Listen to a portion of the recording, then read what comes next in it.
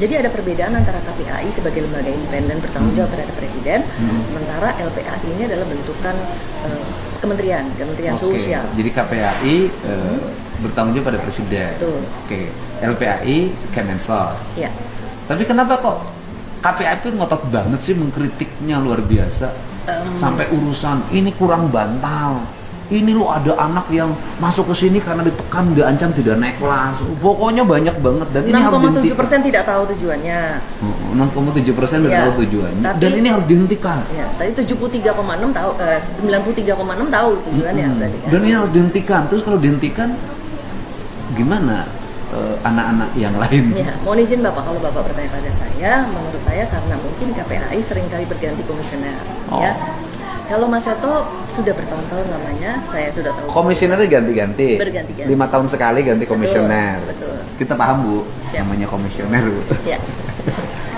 Karena saya kenal, karena saya artinya dalam perjalanan karir saya 33 tahun menjadi psikolog klinis itu Pak, artinya saya banyak sekali bertemu, berinteraksi dengan banyak kementerian. Jadi saya sendiri selain di Kementerian Pemberdayaan Perempuan Perlindungan Anak, di Kementerian Sosial saya adalah anggota komisi etik dari program Keluarga Harapan Pak. Jadi untuk upaya untuk meningkatkan graduasi mandiri di wilayah gitu ya dengan bantuan sosial itu kan udah dari tahun 2008 tuh program.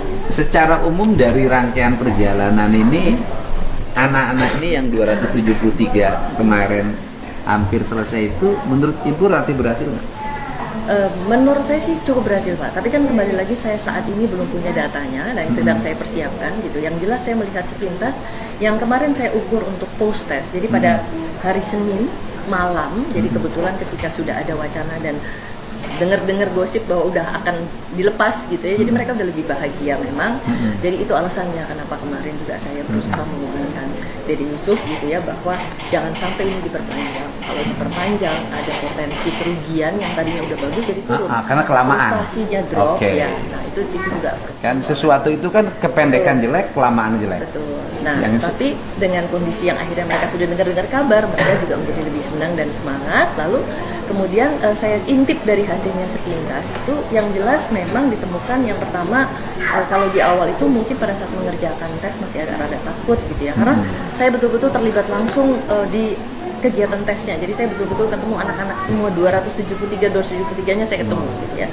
Lalu mereka mungkin di awal masih takut, tapi di yang hari Senin itu mereka sudah menjadi lebih berani gitu ya, memanggil gitu, ibu gitu. Kadang-kadang manggilnya pun juga udah hanya sekedar pengen diperhatiin gitu. Bahkan ada beberapa yang sampai bilang, ibu saya boleh panggil mama nggak?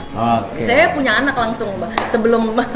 Berarti ini sudah anak-anak ibu sama sini pindah. Ini. Sini pindah sini. Udah pada makan belum? Duduk sini. Ya.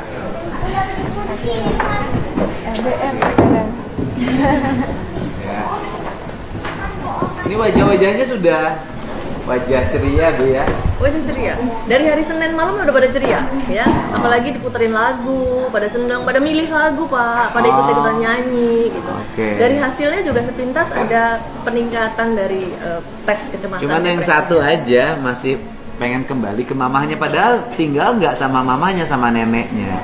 Oh, oke. Ya kan mamanya juga jarang ketemu, saya tahu paling seminggu sekali ya.